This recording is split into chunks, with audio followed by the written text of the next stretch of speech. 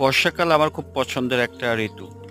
আষাঢ়, শ্রাবণ এই ২ টা মাস বৃষ্টি হয়। বৃষ্টিতে আমি চেষ্টা করি ভ্রমণে বের হয়ে যাওয়ার জন্য। বিশেষ করে গ্রামের দিকে। কারণ গ্রামের সবুজ প্রকৃতি আমাকে সবসময় কাছে টানে। তো আজকেও তার ব্যতিক্রম হয়নি। বৃষ্টির মধ্যে আমি একটা গ্রামের দিকে চলে আসছি। এই গ্রামের রাস্তাটা যদিও মাটির রাস্তা, এই জায়গাটা খুবই আমার পছন্দের একটা জায়গা।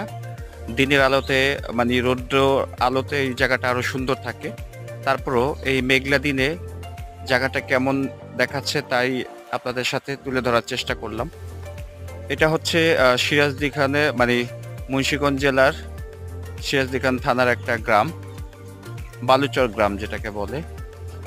এই গ্রামের একটা রাস্তা আপনাদের সাথে আমি শেয়ার করলাম। সবুজ প্রকৃতি, খুবই শান্ত।